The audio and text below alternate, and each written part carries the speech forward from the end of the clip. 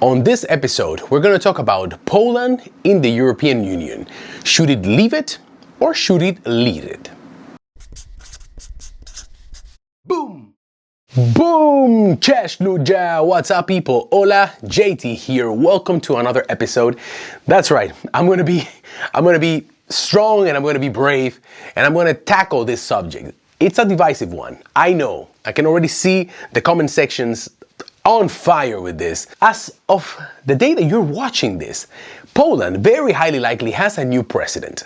But at the moment of this recording, right today, we don't know yet. I'm recording this before the elections. On the 18th of May, which is Sunday, Poland is holding its presidential election.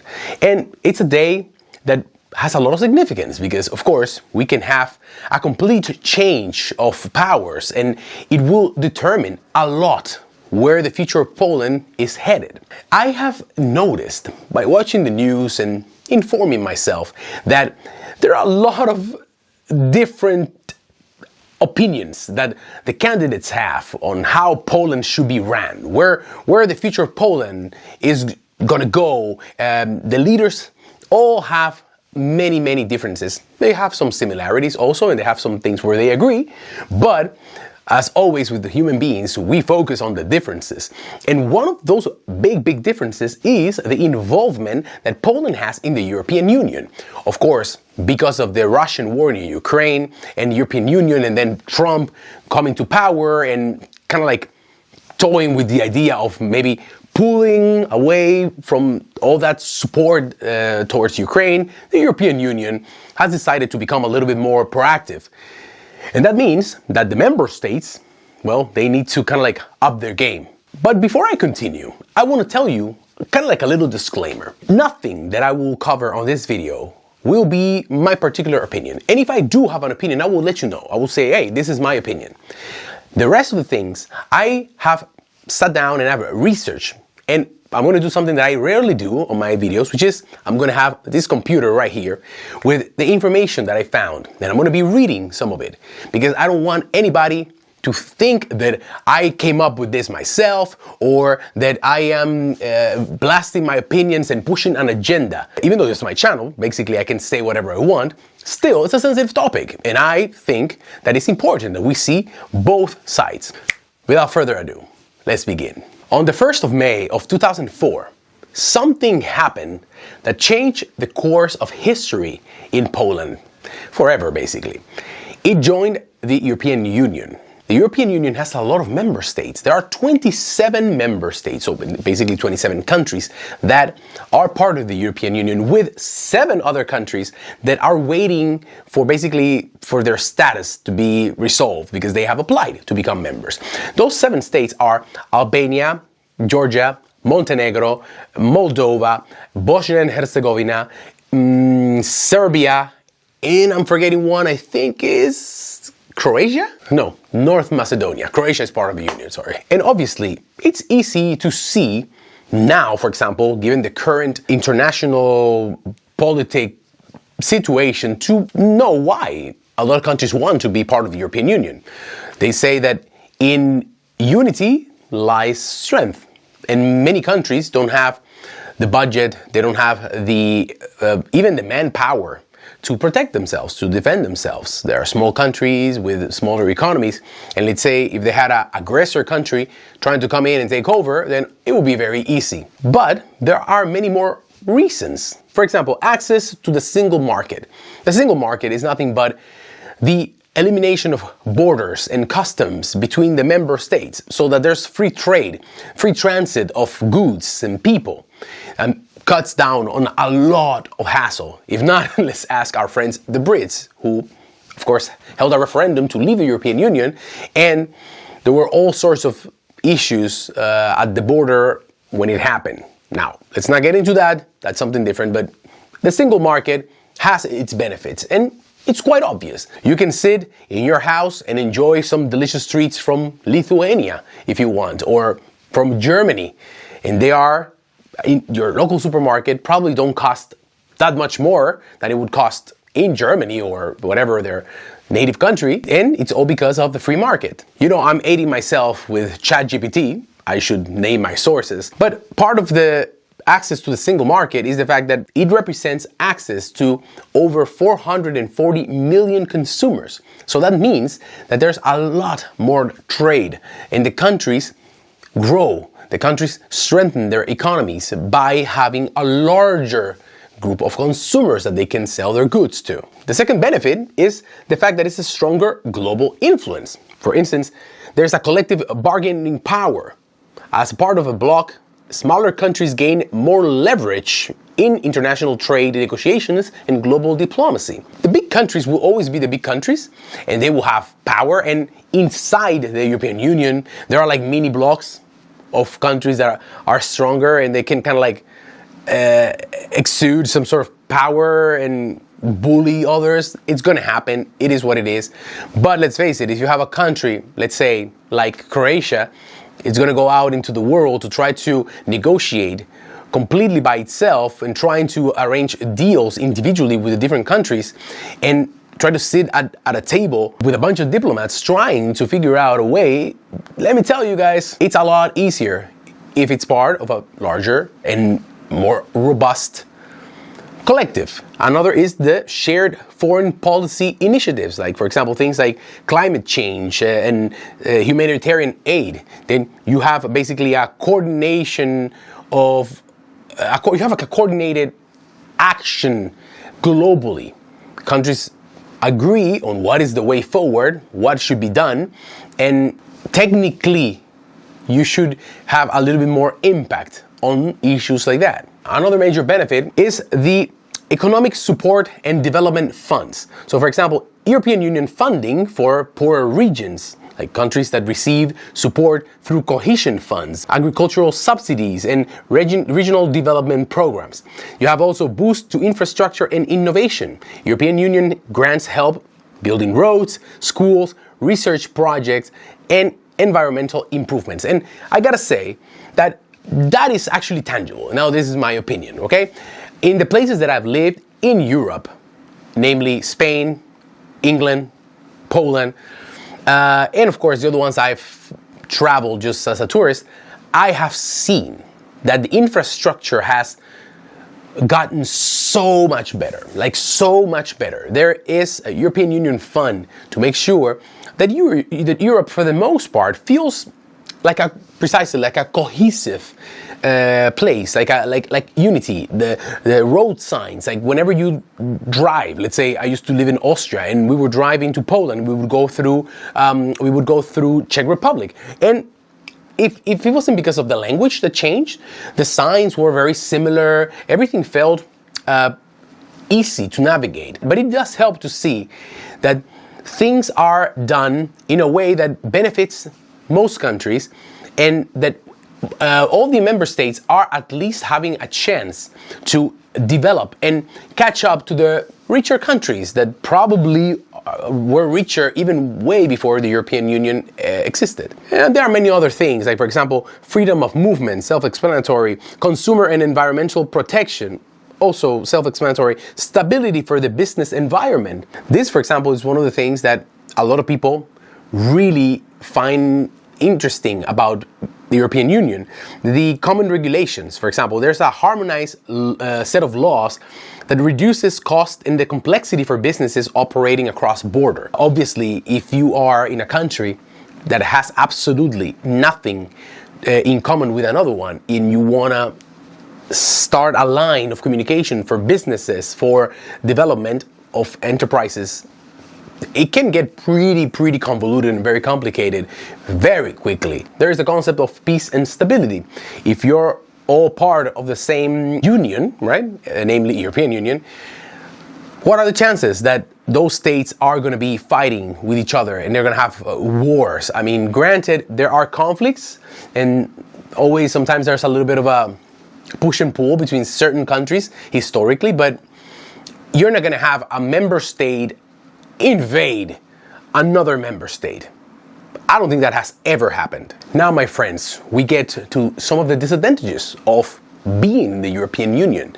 And let's pay attention, because many of these things, it's without a doubt things that we have heard by politicians and actually a lot of people for example, in Poland. The first one is the loss of sovereignty. So European Union member states must follow rules and regulations set by the European Union institutions, even if national governments or voters oppose them. In that sense, there's a lot to say. You are a free country. Probably your ancestors fought hard to free themselves from oppressors, from invaders. They have fought to have colors, flag, an anthem, values. And then you have an institution or a set of institutions belonging to the European Union that is dictating what you should or should not do. So I can see where this takes certain people the wrong way. There are also limits to the national laws. For instance, the European Union laws takes precedent over national law in many cases. For instance, it can restrict a country's ability to make independent decisions. Number two is the cost of the membership. Members must contribute to the European Union budget. Some countries, especially wealthier ones like Germany or the Netherlands, are net contributors. So that means that they pay more into the European Union than they receive back. Now, of course, talking about Germany, we should bring up that oftentimes Polish people and Polish authorities are trying, for instance, to get Germany to pay back Poland for the losses and damages that Poland was subdued by Germany during the Second World War. Where is that money? What is happening? So Germany inflicted a lot of damage to a lot of countries in Europe. So I don't think the Germans can complain too much about them, paying more to the European Union than they get back, or saying that, oh, we pay more than Poland, so whatever. It's a topic of discussion. But Poland, for example, ever since it entered the Union in 2004 to the year 2023, which is the last data that I found, Poland has paid over 86 billion euros to the European Union. But it also needs to be said that Poland has received more than 200 billion euros from the European Union. So it's a give and take. Another important thing worth mentioning is the one-size-fits-all policies. For example, economic diversity is a thing, or lack thereof is a thing in the European Union. A single policy may not suit all 27 members with very different economies. For example, interest rate policies from the European Central Bank may benefit one economy but harm another one. You have things like immigration and freedom of movement, which I think is exactly at the moment, from what I gather, the point of discussion. And one of the bigger reasons why Poland, a lot of its members of this, this society, and many politicians are very adamant that either Poland completely leaves the European Union, or it's because some of these politicians are not necessarily saying that Poland should leave the Union, but they're very vocal, they're very critical. They kind of like are pro being in the European Union, but at the same time they want some leeway, they want to have some freedom. The problem is that the European Union says, well, this is not how we run things here. We have a set of laws and there's a code of conduct, if you will, that you have to abide yourself to. So it's a complicated matter. But going back to immigration, the labor market strain says here that free movement of people can lead to high levels of immigration from poorer to richer countries, sometimes overwhelming public services and stoking anti-immigrant sentiment. We know that this is happening. Actually, it's happening all over Europe. In my opinion, and this is again insert my personal opinion, it has gotten out of control. I think a lot of the countries in Western Europe are a little bit out of their element when it comes to how to deal with this problem. There has been an increase in violence rates, in murders, in robberies and thefts, in basically all sorts of criminal activities in many countries, like in Spain, like in Sweden, like in Paris, like in France, like, in Italy. And wow, we cannot close our eyes and our ears to that problem. How do we deal with that?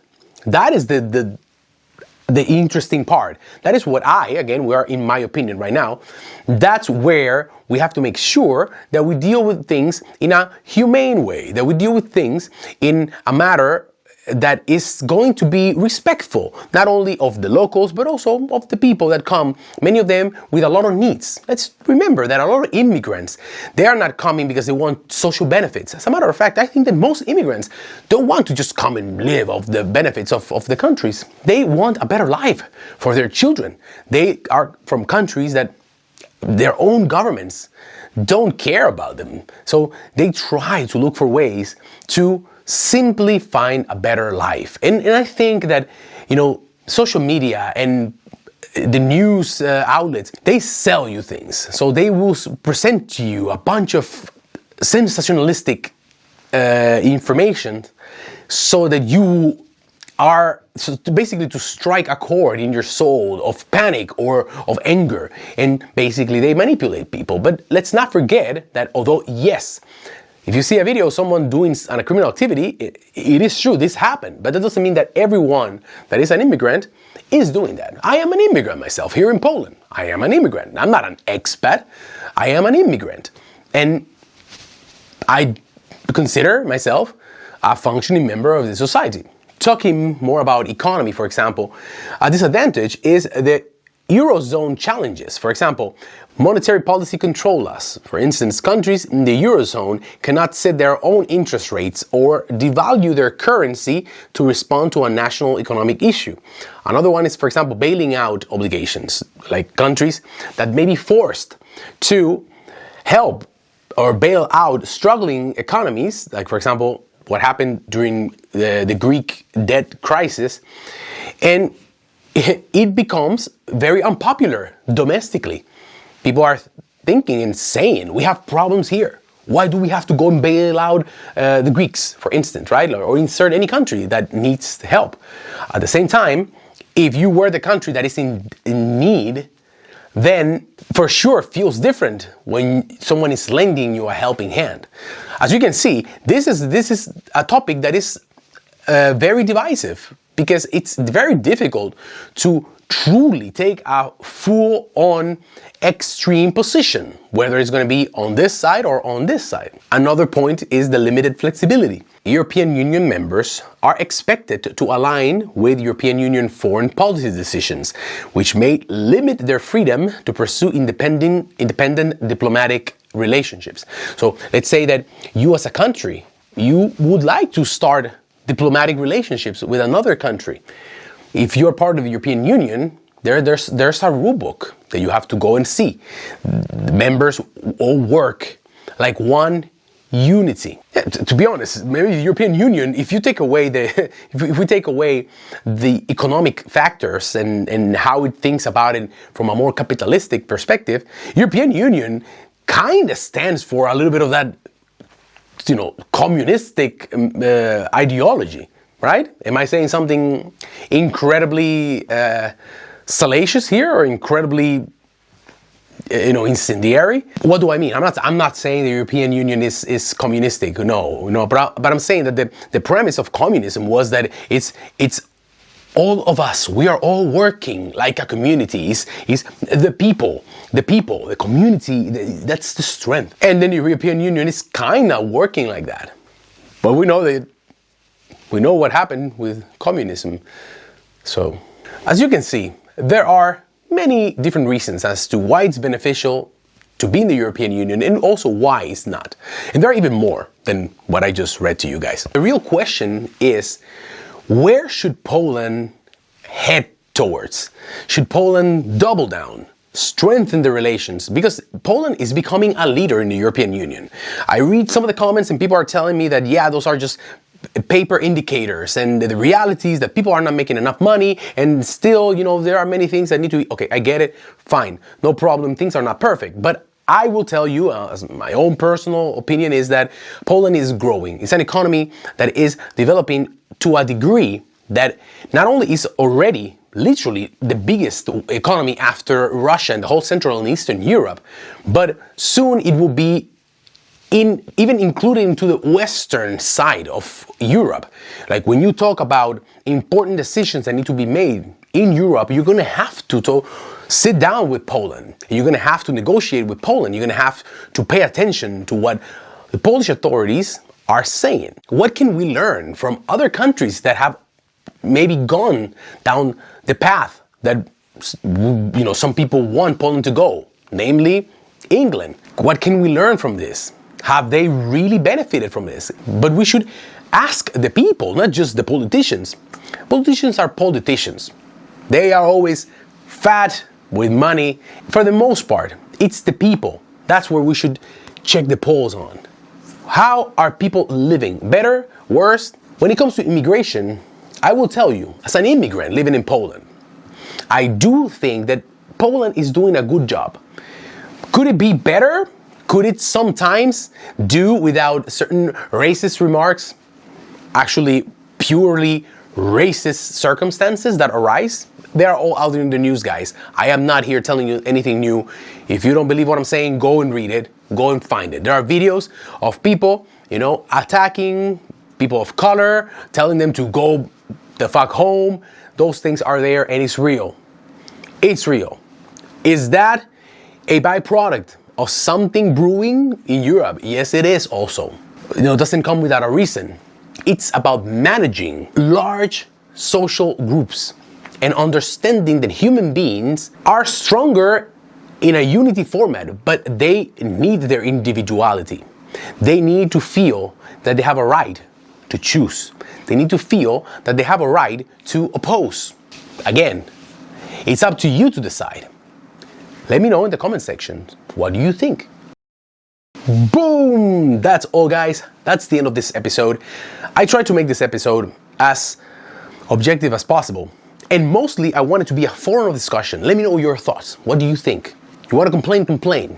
Do you want to let us know something that is not widely known? Also, let us know. Whoever is going to be the president now, I hope is going to do a better job than his predecessors or her predecessors. I hope that it's going to be somebody that's going to think about the people.